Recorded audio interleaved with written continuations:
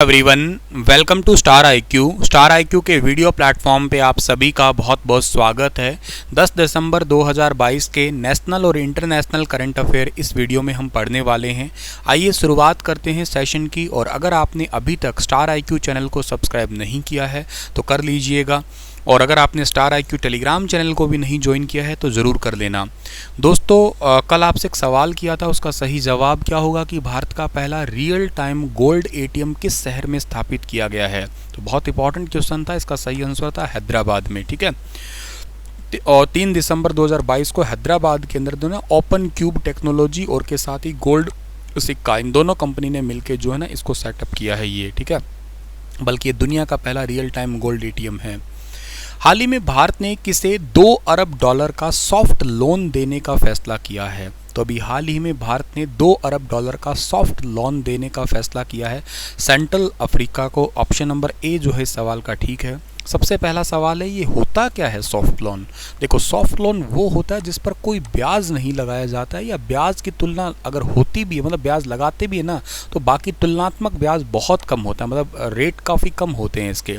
Soft financing या इसको जो है ना कंसेशनल फंडिंग के नाम से भी इसको जानते हैं। सॉफ्ट लोन की जो शर्तें हैं वो बहुत ही सिंपल होती है, मतलब जैसे आराम से भाईचारे में दे देते हैं ना पैसे, यार कोई बात नहीं ले ले, बाद में दे दियो जब तेरे पास में हो, कुछ इस प्रकार का ही होता है ये वाला। ठीक है ना, और ये आम तौर पे जो है ना बहुत लंबा टाइम रहता है, मतलब लगभग 50 सालों तक का भी टाइम होता है इसका, अमोर्टाइजेशन शेड्यूल जिसको कहा करते हैं लगभग हम लोग। तो सॉफ्ट लोन बहुराष्ट्रीय डेवलपमेंट बैंक जैसे कि एशियन डेवलपमेंट बैंक है, वर्ल्ड बैंक हुए, फेडरल बैंक हुए, विकासशील देश है, इनको दिए जाते हैं जो बाजार से उधार लेने से असमर्थ होते हैं। मतलब इतना पैसा लाएं कहाँ से, ले भी आए तो वापस कहाँ से पकड़ें, मान लेते कुछ रुपए ले भी आए तो उसका ब्याज है वो बहुत ज़्यादा लग गया, इस करके जो ना ये सॉफ्ट लोन लिए जाते हैं आपके।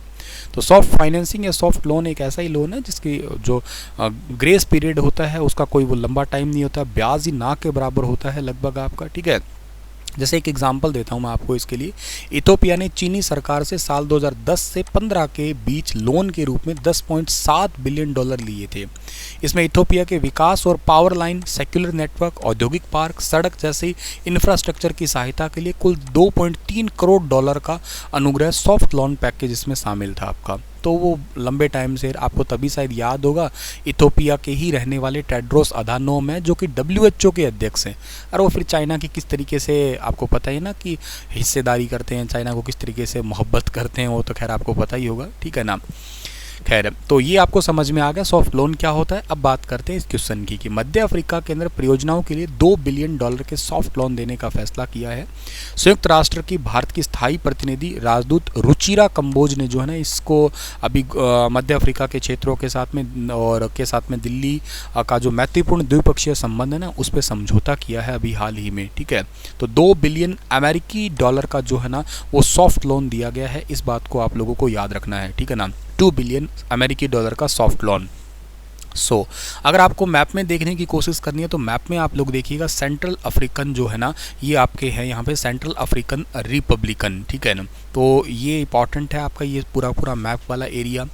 अगर सेंट्रल अफ्रीकन की बात करते हैं तो इक्वेटोरियल सेंट्रल अफ्रीका जो है ना ये कवर्ड कर रहा है बाय एवरग्रीन फॉरेस्ट के थ्रू। ठीक है ना, ऑलमोस्ट जो इसका एरिया है वो बहुत ज़्यादा है आपका। ठीक है ना, तकरीबन 400,000 स्क्वायर माइल्स का इसका एरिया है आपका। ठीक है, और यहाँ पे बहुत सारे फॉरेस्ट वगैरह भी पाए जाते हैं हालांकि। ठीक है, टेम्परेचर भी देखा जाए तो यहाँ का ठीक ठाक नॉर्मल सा रहता है, लगभग 25 से 28-30 डिग्री के in between he. Oxford dictionaries ने किस वर्ड को वर्ड ऑफ द ईयर चुना है अभी हाल ही में। तो ऑक्सफोर्ड डिक्शनरी ने अभी recently word of the year के रूप में चुना है अभी हाल ही में ग्लोबलिन मोड को। ठीक है ना, ऑप्शन नंबर ए जो है इस सवाल का वो बिल्कुल ठीक रहेगा। ग्लोबलिन मोड, इसका मीनिंग क्या होता है, ये एक प्रकार का व्यवहार होता है, एक टाइप का जैसे आप लोग किसी के साथ बिहेवियर करते हैं ना वो है, जिसमें व्यक्ति को बिना किसी अफसोस के आत्म अनुग्रहशील, आलसी, मेला कुचेला या लालची होता है और आत्म तौर पर एक तरह से सामाजिक मानदंड या अपेक्षाओं को अस्वीकार करता है। कोविड के दौरान ही इस वर्ड की उत्पत्ति हुई है यूँ कहिएगा, या वर्ड छोड़ो इस बिहेवियर की। आप लोगों ने खुद को भी ऐसा फील करते देखा होगा, कोविड के बाद ही कुछ ऐसा हमारा खुद का बिहेवियर, चिड़चिड़ापन, बात बात पे गुस्सा आ जाना, एक आलस सा बहुत ज़्यादा, कपड़े ठीक है यार पहन लिए सो पहन लिए, नहीं पहने तो भी कोई कोई सी बड़ी बात है। खैर बॉयज़ में तो खैर उतना होता भी नहीं है, लेकिन फिर भी मान लो कि ये चीज़ें हो गई है। इसी को ग्लोबलिन मोड जो है ना वो बोला करते हैं। इसको ग्लोबलिन मोड को पहली बार साल 2009 के अंदर ट्विटर के ऊपर देखा गया था और साल 2022 में जो है ये बहुत ही ज़्यादा फेमस हो गया। दुनिया भर में लोग महामारी के कारण लागू लॉकडाउन से जो इतनी सारी चीज़ें हुई थी, अनसर्टेनिटी आई थी, उससे ही निकल के आए। ऑक्सफोर्ड भाषाओं के जो अध्यक्ष है उनका नाम है कैस्पर ग्रेथवॉल। उन्होंने कहा कि साल को देखते हुए हमने महसूस किया है कि ग्लोबलिन मोड जो है ना हम सभी से नाता रहा है। थोड़े थके रहे, थोड़े हारे हुए, मतलब किसी से बोलना ना, लाचार फील करना, अकेलापन काइंड ऑफ, ठीक है ना। तो इस शब्द का पिछले 12 महीने में लोकाचार, अंदाज, व्यस्तता, बिजीनेस, आलसीपन, इन सभी से ही जोड़ा गया है आपका। पहली बार इस साल का विजेता शब्द था ऑक्सफोर्ड भाषा का, ठीक है ना। चुने गए 3 शब्दों के अंदर छांटा गया। इसमें ग्लोबलिन मोड था, एक मेटावर्स था, एक हैशटैग था, ठीक है। Oxford ग्लोबलिन mode. अच्छा, पिछले कुछ सालों की बात करूं, जैसे 2021 के अंदर वर्ड ऑफ द ईयर चुना गया था वैक्स, ये याद रखना आप लोग, ठीक है ना। वैक्स को चुना गया था। Vax has been chosen as the word of the year by Oxford English Dictionary OED in 2021। Vax is a drive from the Latin word से ड्राइव हुआ है वैक्सा से। इसका मतलब होता है काऊ। Wax is used as a short form of vaccines and means a substance put into a person's body to prevent them from getting a disease. Due to the COVID-19 pandemic, word related to vaccines saw a surge in 2021, included terms like double vaxxed या unvaxxed and also anti-vaxxer। तो ये कई सारे word थे जिनके बारे में खूब चर्चा चल रही थी। अगर मैं कुछ बैक ईयर्स की बात करता हूँ, लाइक 2017 की, तो यहाँ पे यूथ क्वैक वर्ड बड़ा फेमस था। 2018 में टॉक्सिक था। 2019 में क्लाइमेट इमरजेंसी थी।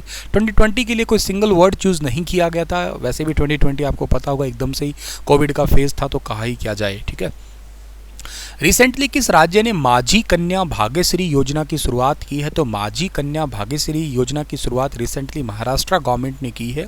इस योजना में महाराष्ट्र गवर्नमेंट 50,000 रुपये की आर्थिक सहायता देती है बेटी के जन्म होने पर। इस योजना की शुरुआत वैसे 1 अप्रैल 2016 को की गई थी, लेकिन परिवार के अंदर जो है ना, अगर किसी परिवार में 2 बेटियां जन्म लेती है तो उनको भी सरकार इस योजना का लाभ देने वाली है अभी के तहत, अगर बात करी जाए तो आपकी, ठीक है।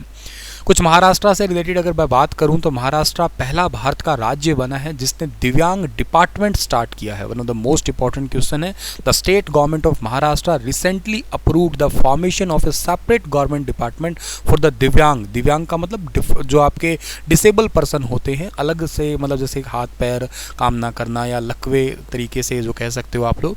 और आपको शायद याद होगा अभी 3 दिसंबर को international day of disable person celebrate किया गया था, और इसी के तहत ही अभी 7 दिसंबर ही ये करंट अफेयर है।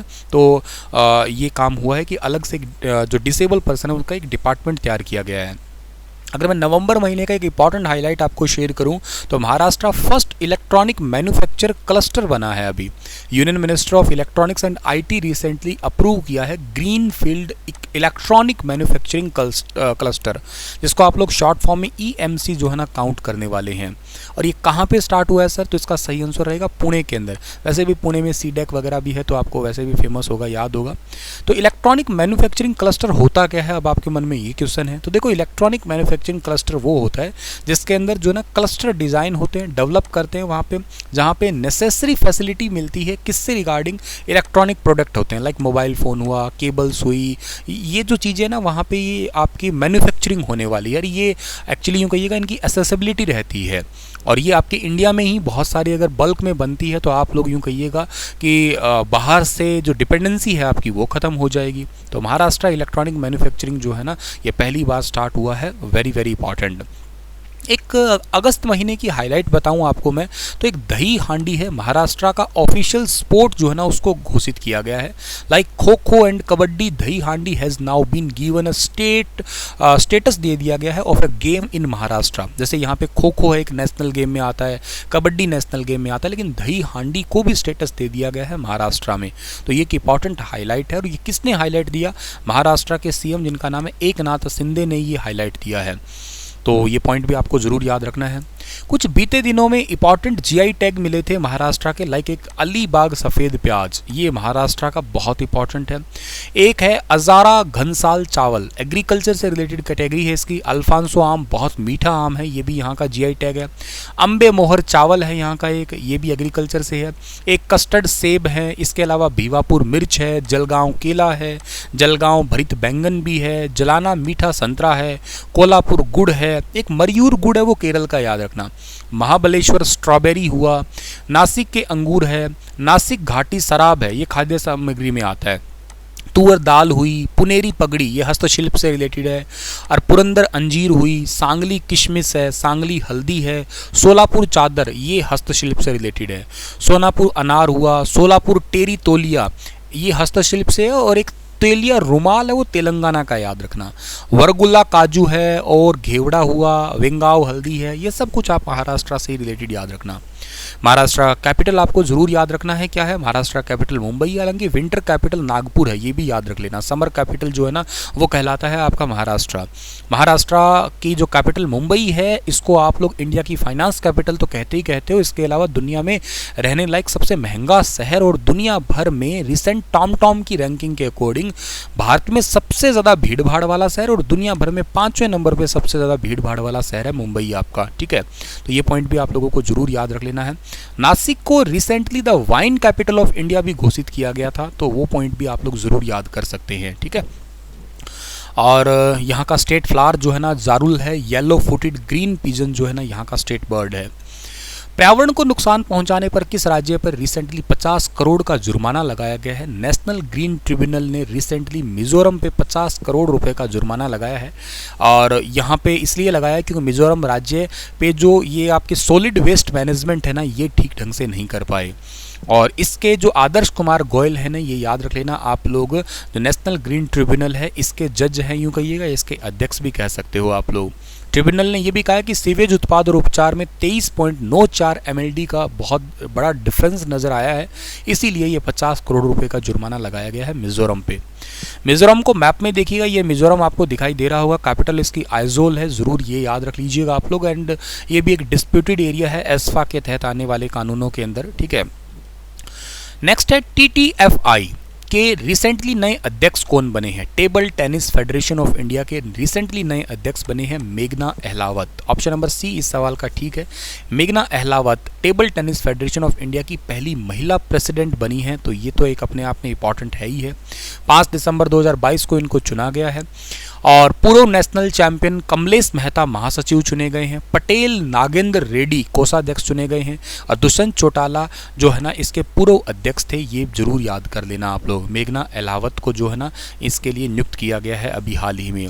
Table tennis federation of India की बात करता हूं तो इसके जो स्थापना हुई थी वो 1926 के अंदर हुई थी। और हेडक्वार्टर कहाँ पे इसका? न्यू दिल्ली के अंदर है।